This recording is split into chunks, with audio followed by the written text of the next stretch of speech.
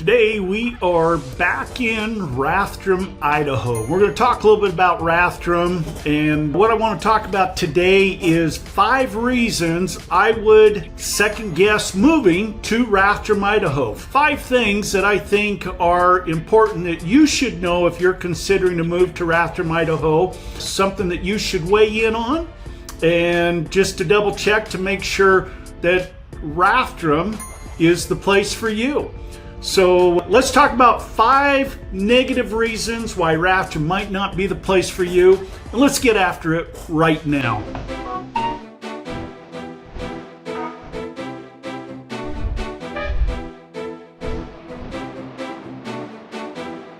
Hi, I'm Reed Wilson with Living North Idaho Life, and we talk to people every week, people just like you that are looking to make a move to the North Idaho area or just have questions about the North Idaho area. So if this is your first time on the channel, please go ahead and subscribe below, tap the bell, leave us a comment, like our videos so that we know, which ones kind of bring more excitement, and it kind of helps us decide what we want to talk about each week. But every week we try to bring you some content on some different areas here in the North Idaho area. We try to give the pros with the cons, and this week we are in the Rathdrum area and we are talking about some cons. So let's just do a brief summary of the Rathdrum area, get my head out of the way here. And some people may not be aware where Rathdrum sits at. We've got Spokane over here, and the airport sits off over that way a little bit further. But you got I-90 comes on across on its way to Montana. But you got Highway 41 right here, and then you have Rathdrum right there. And Rathdrum is a little community around 10,000 people. It's grown quite a bit in the last few years, as a lot of North Idaho has. So we've seen a lot of growth. Niche.com actually ranks it as the number 4 town in Idaho for families. And I think a lot of that, if you saw one of our other videos where we went through some of the reviews about Rathdrum, it does have a lot of great positives. Got some great schools. You're close to, like you got Rathdrum Mountain Park up here for hiking. You've got the lakes that you're close to. Easy commute into Spokane, into Coeur. So there are some great positives about that, but I think what a lot of times people forget to talk about is some of the negatives. And so I want to talk about some of these negatives today on the Rathdrum area. Let's blow it up here so you can get a little better view of Rathdrum. And I'm actually living in Rathdrum right now today. You can see a little blue dot, that's where I'm at. I have lived in Rathdrum a few times, so I tend to buy and sell properties and have lived in Coeur d'Alene. I've lived in Dalton Gardens. I've lived in Hayden. So I've lived in a lot of different areas up here in just kind of moving around. And I do like the Rathdrum area. But I do have some big complaints about Rathdrum. And because I've lived here a few times and live here now, I think I'm very well versed on some of these things to talk about. So the first one that I want to talk about that is going to be a huge negative here in the area is weather related, and it's the snowfall. So this Rathdrum area from about, let me bring my marker back up, from about this area across here moving up is all in a big snow belt. And you are going to see easily probably about twice the snow here in the Rathdrum area as you're going to see down here in the Coeur d'Alene area. Coeur d'Alene averages about 70 inches a year.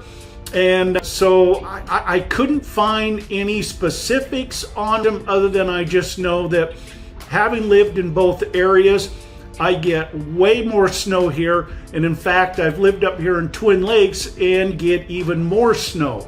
So those are things to consider if you don't like getting up in the morning and having to plow. It might be a few inches, it might be a foot and a half. So who knows? Of snow in the morning before you take off for work, you want to get it cleared off the driveway because it turns hard and it turns to ice if you don't. So then it becomes an even bigger problem. But that is something that a lot of people don't talk about. There's a reason they put these swells on the side of the road next to the sidewalks. That's so they can plow the snow off into those areas, get it off the road, and you got room without covering up the sidewalk. So we do get a lot of snow out here, and that is something. In fact, I'll look through, see if I'll post it if I can find it. I'll send it over to my editing team, but I do have a picture of somebody snow plowing through a huge drift. The drift's taller than he is. I used to have a picture of my neighbors where the snow drifted up against the house and the kids were crawling up on the roof of the house and sleigh riding down off the roof and right down the drift. So that brings up the second issue of being out here, which I would say is the wind. So the wind is very frustrating to me, and you've got to remember all this area through here, bring this back up, you've got mountain area, whoops, comes out along here. This is all mountain area. This is mountain area, and this is mountain area, and all this through here is out on the plains, the prairie. So you've got the prairie there, and there's a lot of areas out here that they do farming. And you know, you got a lot of the farms now. A lot of this is being turned into buildings, so that is something to keep in mind. This has not really been updated very well. So all this down here is now subdivision. This is part of Corbin Crossing, the newer Tullamore area. And let's see, maybe it's not Tullamore, I think so. And then they're putting in over here some more subdivision. But all of this across here is open, and you get a lot of wind coming across here. And when it's snowing, it tends to drift. So you're going to get drifts in your driveway, you're going to get drifts up against the house, you're going to get drifts across the road. So those are things to keep in mind. And it can be cold, so you got to factor in wind chill. Average weather, you know, in this area does tend to stay around that mid-30 range, low to mid-30s through the winter. But you add in some wind, and we get winds occasionally, you know, 70-mile-an-hour wind. You know, it blows down trees, it blows down, you know, power lines. It can really blow out through here. So there is a big difference of being out here versus being up in the trees and along that where you do get some of that break from the wind. But just know the wind is a big factor. It's one that has always bothered me. I hate waking up and hearing the wind whistling, or you know, you go at night, bed at night, and you just know, especially in the winter when it's snowing, you know you're going to have a lot of snow in the morning that you're probably dealing with the drifting. So and it's year round. I mean, it doesn't blow all the time every day. We do get some days, but even in the summer, you know, you can get some windy days out there, you know, if you're just wanting to get out and enjoy the park. So just know that wind is a factor out anytime you don't have anything blocking it. Not to make the summer sound bad, because it's not near as bad, but in the winter when you got the cold weather and that wind chill factor makes it feel like it's 10 degrees versus 30 degrees makes a big difference. So something to really keep in mind. The third thing I wanted to talk about is the trains. So we have a major train track up through here that comes up through town and on out. That might be it there. And it goes on up. Now, as you come through town, there is an overpass that takes you over. The train tracks actually sit down, so you don't hear it as much. And then you also have over the tracks here. So you got a couple areas where you're not blocked by, I meant over the tracks here. In town, you got to cross the tracks, so you can get blocked there. And as you can see, let's kind of bring this up a little bit. They have all these train yards right through here. And and they've, I need to move my head around. They got all these train tracks, the train yard through here. And they do not only a lot of staging, I think they do some fueling and some other things through there. I'm not as familiar, I don't work for the railroad, but I do know that they added a double track all the way up through, and it goes all the way up, headed up to like Sandpoint. And then I think my understanding is it cuts across over to the Dakotas. I think they do a lot of bringing shell and what back from the oil fields was my understanding. I don't know if they're still doing that, but I know there's 2 tracks there, and I've been told that you can see up to 100 trains a day up along there. So that is something to keep in mind, not only right there in Rathdrum, but if you're going to live anywhere, as you see, it comes right up through Ath and rolls all the way up through Sandpoint and across, then it'll head out. So that's something to keep in mind as you're looking along those areas. Now, the other one that has become more of a frustration, and that is this track that comes in along here. And this one, my understanding was it used to be more of an overflow. But now, in fact, coming home from the gym this morning, I got held up by the train here on Myers and had to wait. So, like we mentioned, you've got all these new homes down in this area here. And I think if you've seen some of our other videos, some of these homes you can buy, starting in that high 300,000 range for like a 2-bed, 2-bath, 3-bed, 2-bath, around that 1,200 square foot. So it's a smaller home, with some of the incentives, some of these builders, we just did a video with Hayden Homes, and on some of their properties, they're offering up to $25,000 discount that you can use towards closing costs or upgrades or whatever you want. So there are some great incentives in some of these areas to get into the home. We'll talk a little more about that.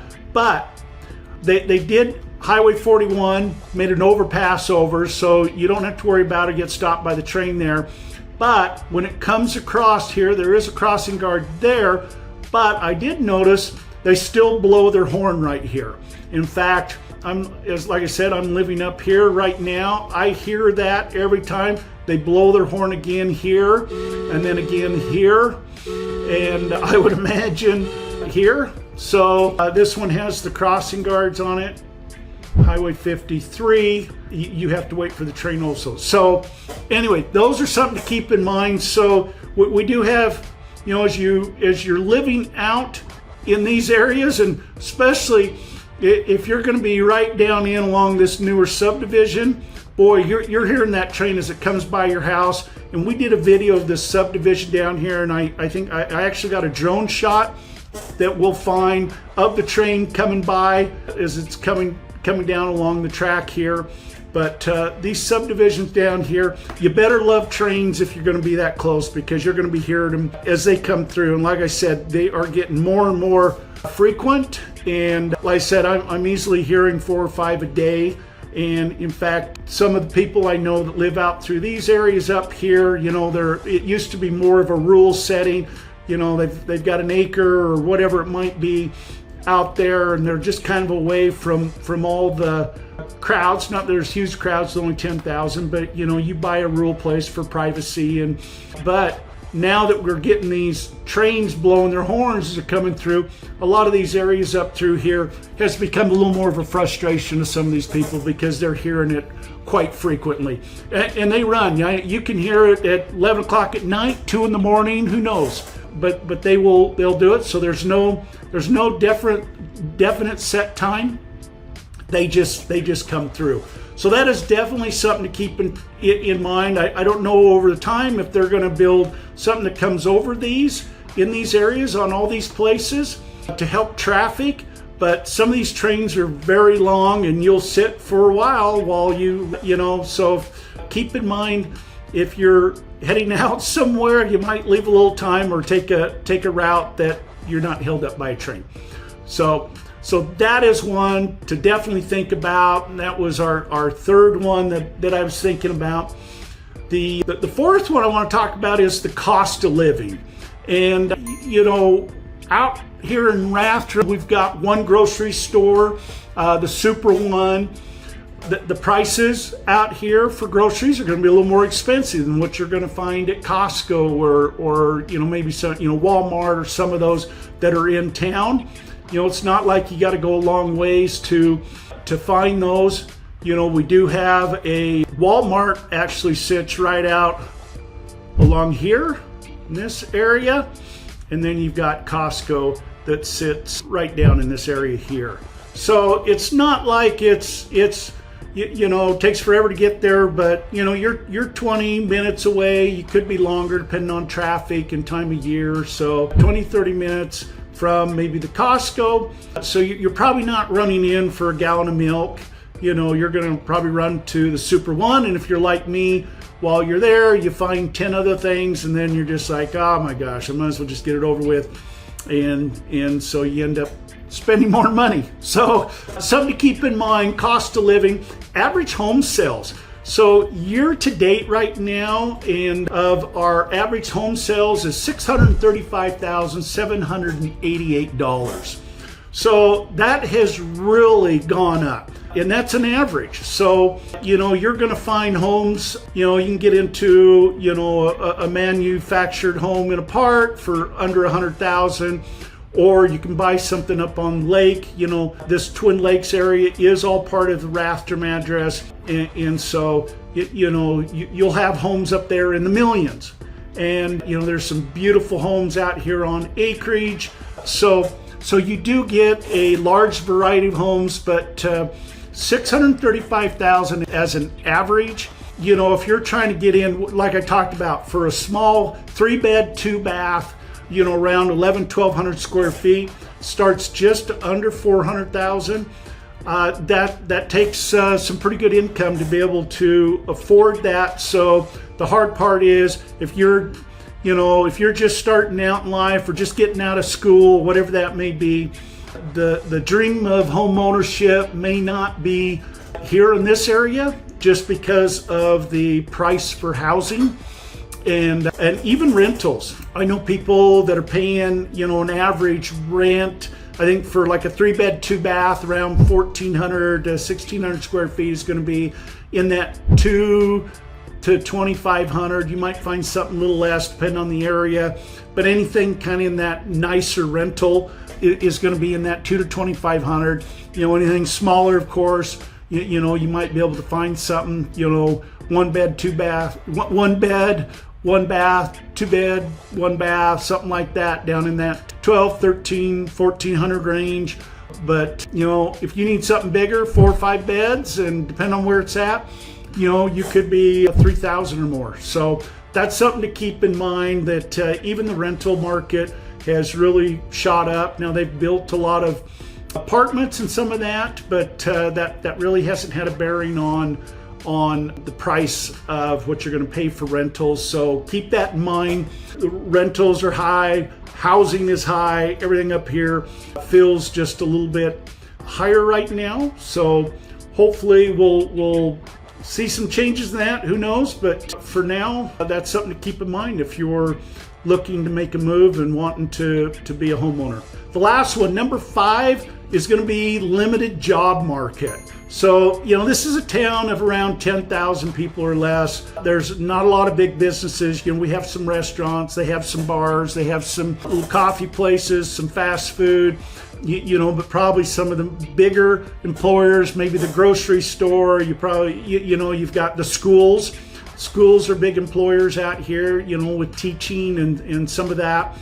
Other than that, a lot of people work out here is probably commuting, either into Coeur d'Alene, into Post Falls, or I think we get a lot of people that make that trip into Spokane, where you're going to see the majority of the jobs for this area. But anyway, that is something to keep in mind. It's a very limited job market that's not going to offer a lot of opportunities for growth, and maybe that'll change over time, but I think that's just something to keep in mind. So anyway, I just wanted to go over some of the negatives of this area. It's a great area. Obviously, like I said, I've lived here a few different times. There are some things I like about it, getting out of the crowds and, a little bit of that small town charm, but it does come at a little bit of a cost. So So if some of these other things are a concern, I would take time to maybe take a trip out there in the winter and see if that's something that is going to be a hassle for you. You know, if you're coming from sunny and 75 all the time, you know, it's going to probably feel like a very long winter to you. But great community, great people, and hope this was informative.